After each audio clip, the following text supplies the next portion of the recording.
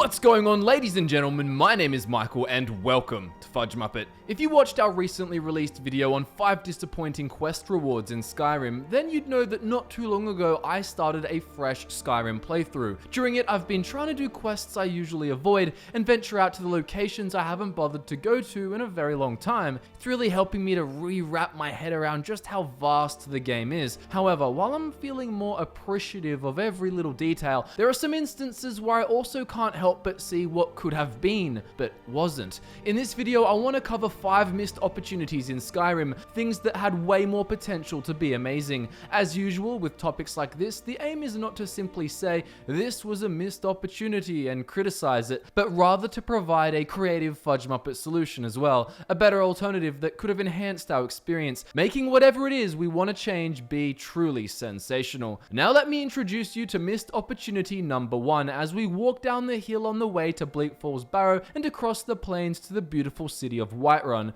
You walk to the gates, you're greeted by a guard, and you go in. The guards in this town bear the city sigil upon their shields, which is a very beautiful design of a horse's head. Now it is no secret that Whiterun looks very similar to the city of Edoras in Rohan from Lord of the Rings, and I think that the Whiterun guard could have been made a lot cooler with part of their guard part of a group similar to the riders of Rohan. So the missed opportunity here for me was that it would have been really cool if the Whiterun guard actually had a cavalry unit. It would make a lot of sense based on their city symbol and the surrounding terrain that exists in the hold. Flat grasslands where horses would be very useful for covering as much ground as possible, as well as spotting and fighting against threats. A main issue here is that mounted combat was not added to Skyrim until update 1.6, which makes up part of this missed opportunity anyway. Mounted combat should have been there from the start. On that note, it's also a missed opportunity that we couldn't cast spells and use dragon shouts from horseback. There's no strong reason I can think of why we shouldn't be able to do this. It really isn't that overpowered if we can already use a bow from horseback, and magicka in general isn't overpowered in Skyrim anyway. Maybe some shouts like become ethereal would be confusing on horseback or master spells, but I'm sure it could have been worked out.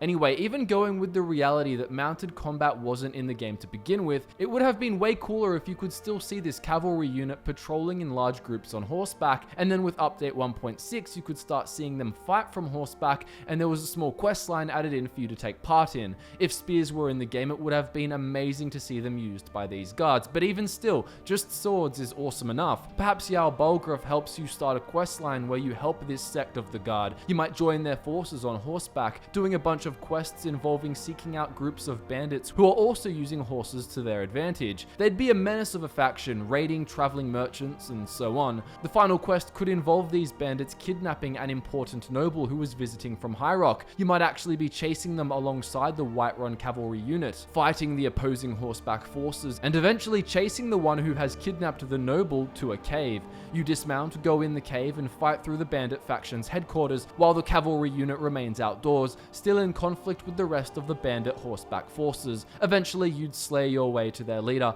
fighting him as well as the bandit who physically brought the noble there. Defeating them both, you'd then rescue the noble and escort him on horseback safely to Whiterun with the rest of the riders. In the end, you might receive a special horse that is sturdier and faster than all the others in the game, as well as a passive effect that makes you deal 20% more damage from any horseback permanently. Overall, I think this provides a really fun opportunity that fits Whiterun so well and makes the city feel more unique. Next up, we're traveling to Windhelm, which is not just the oldest city in Skyrim, but actually the oldest human settlement in Tamriel that has been continuously inhabited. After all, this city was once the capital of the First Nordic Empire, with the old palace of the Isgrimor dynasty still standing within its walls. It's of no surprise that many of the traditional Nords are not too pleased with the large influx of Dark Elf refugees that have fled the chaos of Red Mountain and now live in the Grey Quarter in the city. When we first enter Windhelm, we're immediately presented with a conflict between a Dark Elf and a Nord named Rolf Stonefist. You can let him criticize the Dunmer or disagree and brawl him in a fistfight. However, this tension involving many Nords and the Dunmer of the Grey Quarter was not explored nearly as much as it could have been, and that is the second missed opportunity on this list. It would have been so much cooler to really see the dirty side of the Grey Quarter as well as the more xenophobic Nords. The Grey Quarter should have featured more slummy stuff, smuggling, criminal rings, bounty hunters, more violence and brawls without a guard in sight. Imagine seeing a bar brawl going on and then the loser just pulls out a dagger dagger and stabs the winner straight in the neck. The crowd boos profusely, but when you ask the barkeeper why no one called the guards, he just laughs and tells you that would be absurd because the guards won't visit down here. He might add, that cheat with the dagger will be punished by his own kind anyway. Just you wait. Imagine more examples like that when we first walked into the city. Imagine seeing some Nords accusing a group of Dark Elves of doing evil Daedra worship, threatening to come past and kill them in their sleep. This might seem unfair, however lots of Dunmer do worship the reclamations, so maybe there's something to it. Perhaps when you investigate, you initially find a very promiscuous Mephala cult, quite innocent, but traditional Nords still wouldn't approve of their behavior. Then, however, you could look around the Grey Quarter some more, discovering there's some truth behind the Nords' claims. It is not the doing of elves on the street being accused, but other Dark Elves in the Grey Quarter might be found doing some very evil Boethia worship. Perhaps it's rumored they even kidnapped one of the Nord noble's sons as a sacrifice. There could be a quest you get to investigate this where you find out it is true. There could be a group of Dunmer vigilantes who go around beating up Nords after dark. They could do it indiscriminately. Perhaps at one stage for a quest they even murder a Nord without realizing he is one who has helped accommodate the Dunmer people, who are, for the most part, innocent. There could be an ex-Morag Tong member who is anti-Nord, hating all the human races of Tamriel, and only if you're any other race you can get quests from her to weaken traditional Nordic influence in the city. Much of it would involve facilitating crime, perhaps through thievery that turns the Nords on themselves, through the smuggling of illegal substances which promote degeneracy in the city, and you might even be made to assassinate key Nord figures. This is some pretty evil stuff right here, and is by no means necessary. It's just some optional things you can do if you want to help this one ex-Morag Tong member. Many other Dunmer in the Grey Quarter could still despise her, of course. There might also be a group of Nords who meet in the chapel secretly at nighttime to discuss removing the Dunmer from the city. Some members might be wealthy nobles who will back groups and individuals who agree to help them contain the spread of Dunmer culture in the city. You could be paid by these nobles to do good things like clean up crime, allowing for official Windhelm guards to patrol the area, but the next steps might be more questionable, such as framing influential Dunmer for crimes they didn't do to get them removed from the city. Whether or not you want to do it is up to you, but being able to see strong tensions in the city, being able to take part in them, and just having the Grey Quarter fleshed out more would be pretty immersive. Third on the list, we've got one that I'm sure everyone will agree on, and that is a huge missed opportunity, also known as the Bard's College. I've talked about this being a problem before, but I'd like to offer some more solutions this time. Firstly though, why is it a missed opportunity? Well, simply put, any joinable faction should allow you to participate in what the faction actually does. If you join the Thieves Guild, you should be able to be a thief. If you join an Assassin's Guild like the Dark Brotherhood, you get to be an assassin. However, you can't really be a bard when you join the Bard's College in Skyrim. Instead, you go recover some missing verses to a poem, do some dungeon crawling and find some lost instruments for guild members, then you're treated as one of them. Obviously, the guild doesn't have to be some big epic main faction, but it could still have been a really cool side faction for niche characters wanting to be a bard. So what could have been done is that you actually do get to perform and play instruments. In fact, while there's no voiced protagonist, they could make an exception and make you sing songs. I'm not saying it's a necessity, but it could be cool, and because many singers lose their accent when they sing,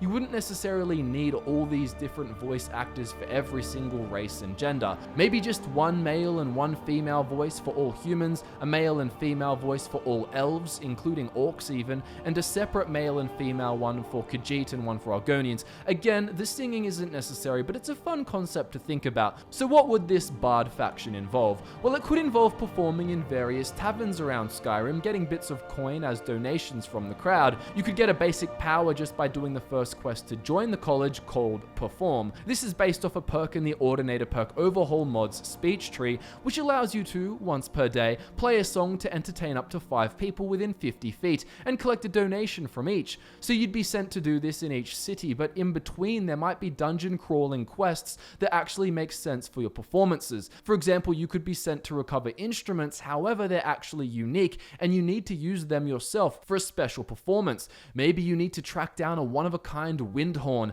specifically to use in a show you've organized for Elisif the Fair. You could actually choose which faction members you want playing each part, and maybe even select dancers, overall creating a unique combination and a special performance. Hopefully you have good taste and the audience will enjoy it. There could be a few examples of finding truly unique instruments that you then give to faction members to use in the performances you orchestrate, and then you can make a tale about all your dungeon crawling, a song which romanticizes the efforts a true bard would go to in order to build the perfect concert. This song could be performed to a meeting of Jarls at the end of the questline. Throughout the plot, you could also gain unique powers, also similar to that of perks unlockable in the speech tree via the Ordinator Overhaul mod. Maybe you can unlock a once-a-day power like the Irresistible Dance perk, where you could play a flute, forcing the two nearest enemies to sway in a trance, unable to act, and reducing their armor skills by 50 levels. Perhaps you can also channel your Dragonborn powers through the beat of a drum,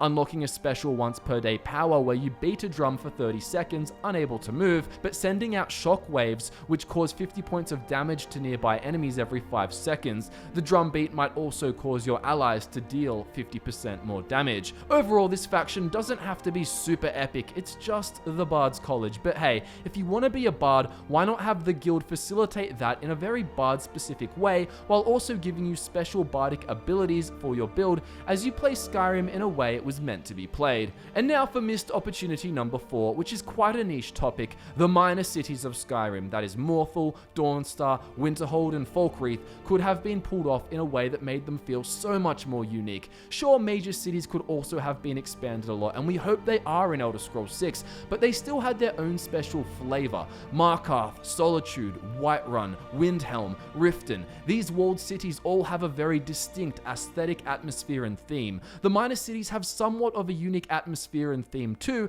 but I think a lot of creative potential was left on the table, especially when you read into the lore that each city is meant to have. For example, Falkreath is meant to be known for its melancholy atmosphere and its vast graveyard. However, upon visiting, you will find Falkreath to look kinda just like Riverwood, only a little bigger. The architecture isn't any different from Riverwood either, really, which is something else that should have been improved with all these minor cities. The design of all the buildings across all of them is largely the same. I don't expect them to be wildly different like the major city architecture is, but it would have been nice if there was some more variation. Going back to Falkreath, the supposed large cemetery is also just a normal-sized cemetery, and isn't impressive in the slightest. The shops have names that play on the theme of death, but other than this, a melancholy atmosphere isn't the way I would describe how it felt. It kind of felt almost like a quaint hamlet in the forest. Some of the greatest warriors and noble jarls in all of Skyrim are said to be buried in this graveyard, and the city has a lot of history. This could have been reflected in the architecture, adding not just a larger graveyard but plenty of statues,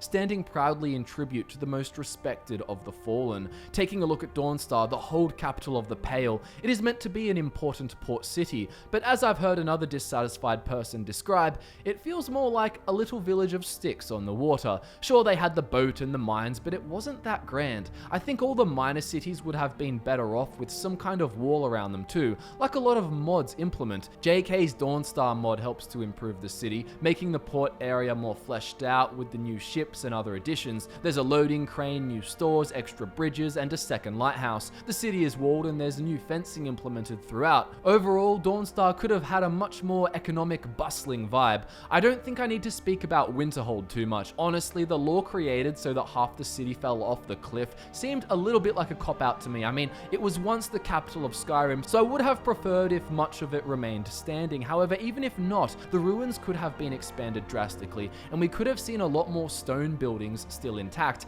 as opposed to the same general wooden structures featuring in every other minor city. And how about Morthal? Well, here it makes the most sense, as it's a small settlement of no great significance. However, it does reside on a marsh, and while this did give Morthal an eerie and mysterious vibe at times, it could have been enhanced more. Again, architectural changes can help with this a lot. Perhaps if there were more shanty structures, not dirty or poorly made, just a more clustered look, based on the fact that dry ground can be hard to come by in Morthal. So perhaps building more vertically with the land that there is would be more useful. It also would make it look a little bit creepier. If you look at mods like expanded towns and cities and the great city of Morthal, there are some nice additions. For example, a drawbridge connecting the town to the mill, things like this. We could have seen a larger presence of traveling alchemists in the town too, seeking out the rare and useful ingredients said to exist in the surrounding marshes. That about sums up this missed opportunity, that the minor cities could have been way more unique and more defined than they were. And finally, we come to the last missed opportunity on our list, and this is one I'm sure you've thought about before or even heard me criticize, just like the Bard's College. Introducing the Silver Hand, the faction of werewolf hunters who are the main antagonists during the Companions Guild questline. Now, the missed opportunity here is obviously that you couldn't join the faction, but even the faction itself could have been done better outside of being joinable. The Silver Hand could have been aesthetically distinct and less bandit-like. It would have been really cool to see them adorned in the pelts of lycanthropes they have slain, and to actually have silver weaponry of all kinds with much better base damage. Who can forget the beautiful silver bow and arrows from Oblivion? Things like that would have been very cool to see. Imagine a silver warhammer, battle axe, and so on. Imagine on top of this if the guild had certain members who focused on alchemy, brewing poisons for the main soldiers to use, which did additional damage to all creatures, but especially were creatures. Perhaps silver itself is an ingredient in the poison which you can learn to make, which could be lathered all over weapons that aren't silver at all to get a similar effectiveness. That all said, joining them is definitely the real opportunity I wanted. One method I came up with once involves you doing the Companions questline up until you're given the chance to be a werewolf. Instead of saying yes, you could say, I still need time to think this through, or imagine if you could flat out say no, I would never become such an abomination, and then you leave. A courier soon greets you with a letter from the leader of the Silver Hand, who says his scouts have been watching you progress throughout the ranks of the Companions. He fears you do not know they are werewolves and soon might lose your soul to their curse. He says to meet him at his fort, Gallows Rock. Originally, I thought a questline with the Silver Hand couldn't be as fleshed out as the Companions Guild questline, but it actually could. There's nothing that crazy about the Companions storyline if you think about it. I mean, simply put, even looking at the Dark Brotherhood plot, it revolves around different assassination missions. There's no reason why a well-designed Silver Hand plot couldn't revolve around tracking and hunting down various lycanthropes, removing them from Skyrim. Think of the Black Hand assassination targets in Oblivion and how they were all unique, such as Jagasta, a Khajiit boxer who trains for 12 hours a day, or Alvul Avani, a powerful Dunmer battle mage who travels supposedly to do business. You get the idea. Regular members of society could turn out to be werewolves, and it's your job to take them out. There could be a shopfront owner in Solitude who sells pelts of various animals and does so for very cheap. You may wonder how he makes a profit on such goods, but it turns out he gets them for free, hunting them himself when he turns into a werewolf. Even cooler, imagine if there were relatively important societal members who were werewolves in secret. Ironically, imagine if Betrid Silverblood, that is, the wife of the very influential Thonar Silverblood, was actually a werebear, and he didn't even know she was. You'd be tasked with tracking her until you see symptoms that a transformation might be on its way, and then you're to follow her as she escapes the city walls in secret, and kill her after she shifts to her true form. You might actually be involved in killing Skjor too, when he's found scouting out one of the Silver Hand strongholds. The climax of the plot would still involve the Companions, and I can imagine an epic boss battle between you and the remaining members of the sub-faction of the Companions, the Circle. All the members could transform into werewolves except for Kodlak, who stays in his human form, and you have to defeat them all at once, leading a squad of Silver Hand members with the help of the faction leader. In a nutshell, not having the Silver Hand as a joinable faction was one of the biggest missed opportunities, and at that, it would have made faction storylines feel much more dynamic. And that concludes this Skyrim video, all about 5 missed opportunities that have been really standing out to me during my latest playthrough. I'd love to hear your opinion on what other opportunities were missed in the game, and do let me know if you have any feedback on the video or want us to make a follow-up video with 5 more examples, with creative solutions, of course. Thank you so much for watching the video and for supporting the channel. It means so much to us, and we really appreciate everything you do, especially with sharing our content and promoting it on social media. Speaking of which, our social media links can be found in the description below if you happen to be interested. My name is Michael, thanks again for watching, and I look forward to nerding out with you again very soon.